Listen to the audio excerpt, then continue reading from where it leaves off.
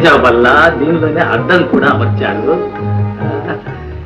పిల్లకాయలు ముద్దుగా ఇందులో చూసుకుని మస్తాపడానికి. ఓ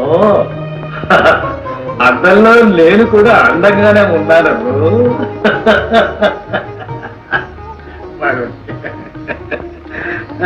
ఇంకా ఏమిటి అందరు నా బొంద భయం వస్తే ఇంకా ఏమిటి మంచం. అరే ఇదేమిటి? ఓహో పిల్లకాయలు మంచం ఎక్కబోయే ముందు కాళ్ళు తుడుచుకోవాలి కాబట్టి బాగానే ఉంది. మంచం మెత్త మెత్త దిండు.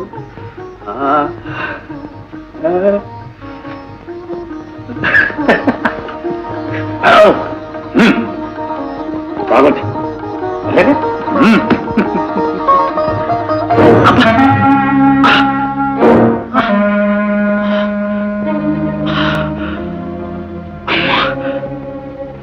ఏమిటి పోటు?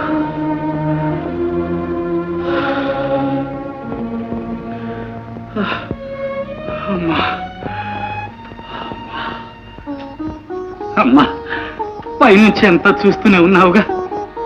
నువ్వు నాపై పెట్టిన బరువు భారాలన్నీ మోసి మోసి అలసిపోయాను.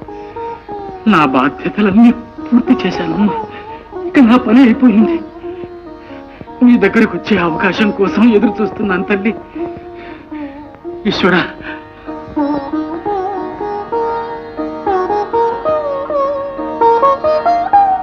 పరమేశ్వర, ప్రభు, ఇన్నాళ్లుగా ఈ సంసార సాగరం ఈదటంలో నువ్వు నాకు అండగా నిలిచావు.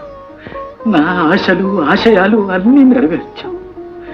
నా తర్వాత కూడా ఈ దంపతులను నువ్వే కనిపెట్టి ఉండాలి స్వామి. శంభో. తాతయ్య, తాతయ్య,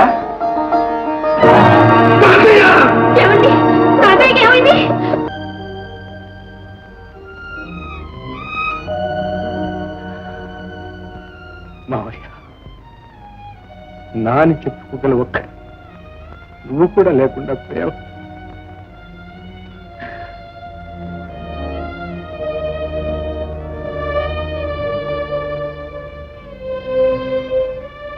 నా బిడ్డకు నాకు మధ్యనున్న ఒకే ఒక సంబంధం నేనే తండ్రిని చెప్పే ఆ ఒక్క సాక్ష్యాధారం లేకుండా పోయిందా? శంకర్కు నేనే తండ్రిని ఎలా తెలుస్తుంది? ఎవరు చెప్తారు? అమ్మయ్యా, నువ్వు తప్ప ఇంకెవరు చెప్పినా వాడు ఎలా నమ్ముతాడు? కన్న బిడ్డ నాన్నచుకునే నాకు లేదు. ఆశ నీతోనే అంతరించిపోయింది మావయ్య.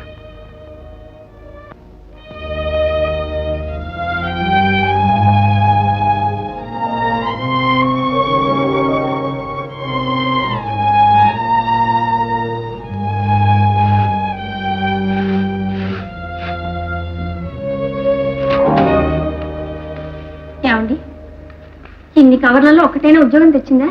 చచ్చింది. కొన్ని ఉద్యోగాలకు మన చదువు ఎక్కువ, కొన్ని ఉద్యోగాలకు తక్కువ. మన చదువులే గుమాస్తాగిరికి తప్ప పనికిరావు. ఆ ఉద్యోగాలు ఎన్ననిస్తారు, ఎక్కడి నుంచి తెస్తారు?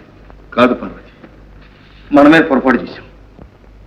ఏ డిగ్రీయో తెచ్చుకునేదాకా మనం పెళ్లి చేసుకోకుండా ఉంటే బాగుండేది. అప్పుడు అయ్యగారికి పెళ్ళాం కావాల్సి వచ్చే. ఇప్పుడు 2 పూటలకి బొవ్వ తేవాల్సి వచ్చాయి. పెళ్లి కావాలనుకున్నాం, అయింది. గువ్వ కావాలనుకుంటున్నాం, వస్తుంది. అధైర్యపడకండి. ఇదిగో పార్వతి, ఇలాంటి చచ్చు కబుర్లు చెప్పక తాతగారు పోయిన నాటికి మిగిలిందంతా తవ్వుకుని తినేశాం. కూర్చుని తింటే కొండలు కూడా ఉంటాయా? కబుర్లకు కబుర్లు. పర్వాలేదు కానీ నా మెడలు తీసుకెళ్ళి అమ్మేయండి. అమ్మేద్దాం. అమ్మి పాడుపడ్డ దొడ్డంతా బాగు చేసి కూరపాదులు మొక్కజొన్న వేద్దాం ఉన్నారుగా. వేద్దాం, వేసి పండిద్దాం. పండిద్దాం, పండించి మార్కెట్లో అమ్ముదాం. అమ్ముదాం, అమ్మి డబ్బు తెద్దాం, తిందాం, హాయిగా ఉందాం. డబ్బు తెద్దాం, తిందాం. హాయ్ అంటే ఏమిటి? ఇలా ఇన్ని కష్టాల్లో కూడా ఇంత ఆనందంగా ఎలా ఉండగలుగుతుంది? మీరు ప్రక్కన ఉన్నారు కనుక.